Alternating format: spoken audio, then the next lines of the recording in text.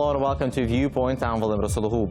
Join me now to discuss the mortgage crisis in Russia is political analyst and foreign relations expert, Mr. Andriy Buzarov. Mr. Buzarov, welcome to Viewpoint. Thank you. Mr. Buzarov, let's start with the most recent financial crisis which hit the Russian economy, the US dollar mortgage crisis. What is happening there? The really situation, frankly speaking, if you want to understand the current situation in Russia, it concerns not only mortgage system or loan system or foreign investment in Russia. That the most important that this is a direct result of economical sanctions against this country. So the Russian economy was very closely connected with European market, with Turkish, for example, market. Turkey was the fifth biggest partner, trade partner of Russia after China, after Germany, Italy, and Holland. So almost half of the trade market of this external market was the European Union. So basically the economic sanctions which were imposed on Russia because of the illegal annexation of Crimea are working? Yes, undoubtedly, and because of the activity in Donbass. This is very important. So this is a direct result. And the bank system, all these obligations concerning mortgages, they are connected with dollar. Not with Russian national currency, ruble, with dollar. So because of the devaluation of dollar, they have problems with the fulfilling of contract obligation. Mr. Buzarov, but did anyone anticipate the borrowers to stand up to financial institutions? Because protesting in Russia, protesting against something is not very common. Yes, it's normal thing for them, but I'm sure that it's impossible to find a way how to handle this problem in Russia. So they have to economize, and the bank system of Russia didn't give and will not give any solution of this problem. So they just said, this is your problem. You took in dollars. You have to you have to handle this problem yourself. But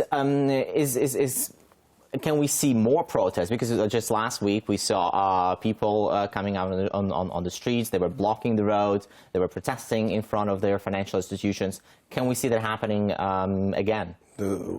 Undoubtedly it will be. It's impossible to say what sphere they will represent. It, for example, it can be some foreign investments, maybe partners in Russia, maybe with some trade spheres. It's possible, but it will be protest because this tendency, this devaluation of dollars, the problems with the Russian economy will take part. Mr. Buzarov, do you see any solution out of this crisis by the Russian government in passing the laws, in changing the legislation, which would allow the borrowers to repay the loans on more favorable terms? With judicial or the juridic point of view, it's very difficult to make. Maybe they will use some restructuring system, so to use some period with returning the borrowers or these loans during some, I don't know, facilities maybe to make it easier. But it's impossible to resolve this problem immediately. This is a very serious problem, and it will take place in Russia. Mr. Buzarov, another Eastern European country, Georgia, was also severely hit by the economic crisis, despite the fact that it is in no way involved together with Russia, in all the mess Russia got itself into. The Georgian national currency devaluated almost by 40% in the last year. Why is this happening with Georgia? It's a very, very interesting question and very accurate question that despite all problems which exist between Georgia, between Russia, they don't have diplomatic official relations. Despite the war that was in South Ossetia in 2008, still Russia was the biggest partner of Georgia. So Georgian economy depended and depends on Russian market. This is a problem, and they have in Georgia the same situation as we have in Ukraine. I mean, with devaluation of national currency, lari, as you said. That's why they could not find some solution of their problems because they don't have alternative for their market, external market.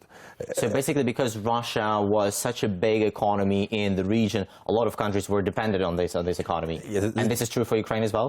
As well, because it was a historical prerequisites, historical consequences. You know, it was a former Soviet Union, former Soviet system. Now we have these problems, and we should, Georgia and Ukraine should find solutions for these problems. It's not a situation without exit. We have to find some exits, some solutions for this problem. So basically, would you say that the economic sanctions which are imposed on Russia are also hitting indirectly both Georgia and Ukraine? Not directly. Indirectly? No, indirectly, yes. It is.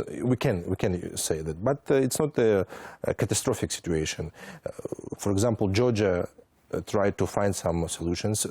This year they want to use Estonian system in legislation. They should change their legislation, tax legislation. Ukraine as well should make some amendments in the constitution in their legislation, tax legislation system. So it's the process is going on. It's normal. What about Ukraine? What Ukraine should do to decrease this dependency on the Russian economy and on the Russian supplies? This is a problem for Ukraine, for Georgia and for Moldova. We have the same situation. Moldova, Georgia and Ukraine. The pro-oriented majority society.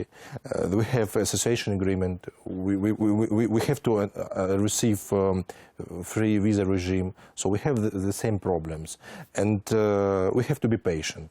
This is the best way, because all the association agreements, free trade, the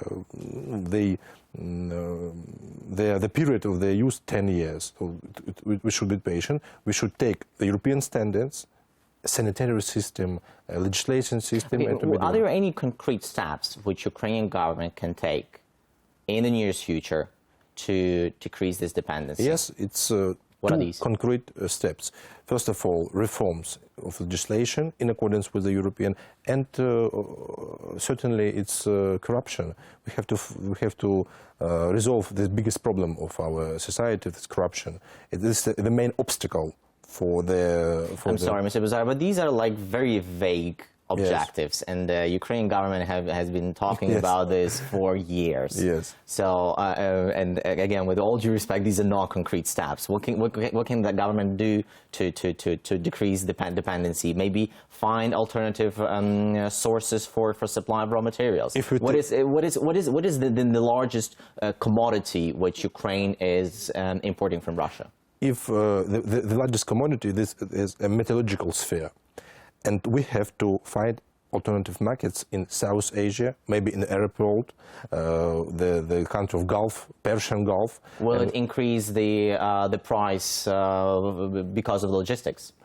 Yes, but we can use these markets. They also have necessity in our products, in metallurgical sphere and chemical sphere. It was a very serious market and dependence. Ukraine depends on Russian market, so we can use some other parts of the world. And we have to increase, we have to accelerate our economical diplomacy in this sphere. But it's not always only the government. A lot of big Ukrainian metallurgical companies are privately owned by the oligarchs. Do you think they are willing to cut ties with Russia?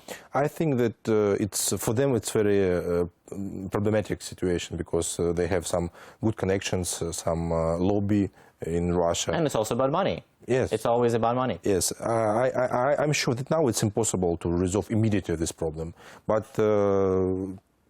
it's a constant system, so they have to wait and to reorient their markets on other parts. Do you think it is possible?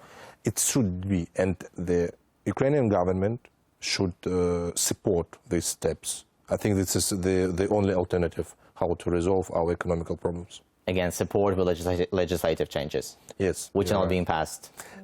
I think it will be for months and months. Yeah, we will hope, hopefully. Okay, yeah, looks like some dead end here. Mr.